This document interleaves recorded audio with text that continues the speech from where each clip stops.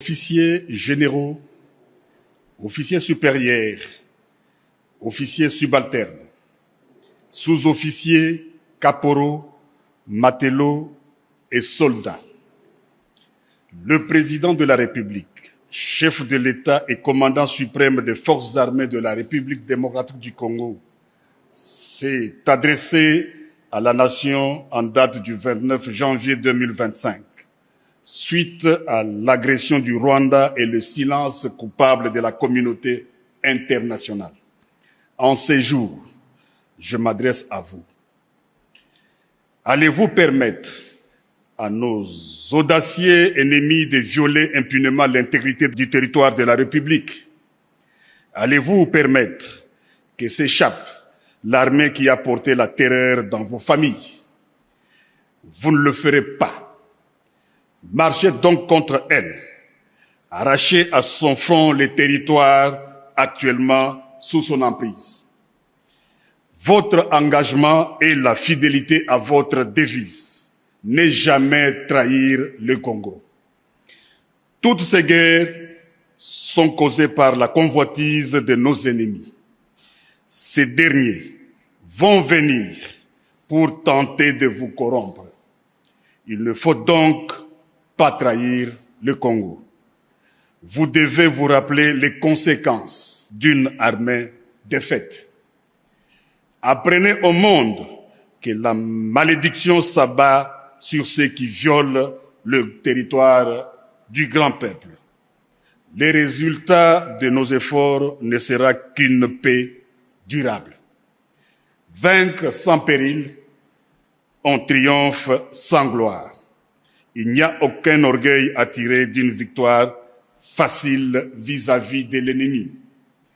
Pour les services rendus dans cette lutte dans laquelle nous sommes engagés, je vous présente les remerciements du commandant suprême de ma part et du pays tout entier. Ce n'est pas seulement pour aujourd'hui, mais pour tous les temps à venir que nous devons perpétuer pour les enfants de nos enfants, cette grande et libre nation dont nous avons bénéficié toute notre vie. Je vous prie de vous souvenir, non seulement pour moi, mais aussi pour vous, que la nation vaut la peine que l'on se batte pour elle, pour s'assurer un tel joyau inestimable qu'est la République démocratique du Congo. Nous avons devant nous une épreuve de plus pénible, de nombreux et longs mois de lutte et de souffrance. Vous vous demandez quelle est notre politique. Je vais le dire ici. C'est faire la guerre par mer, par terre et par air, de toutes nos forces et avec toute la force que Dieu peut nous donner, de faire la guerre contre la tyrannie monstrueuse, jamais surpassée dans le sombre et lamentable catalogue du crime humain. Telle est notre politique.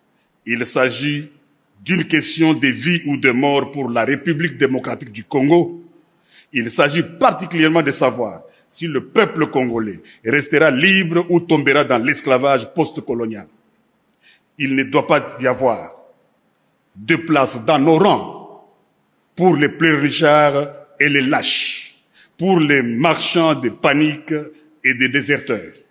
Notre peuple ne doit connaître aucune peur au combat et doit se joindre de manière désintéressée à notre guerre patriotique de libération, notre guerre contre les asservisseurs fascistes.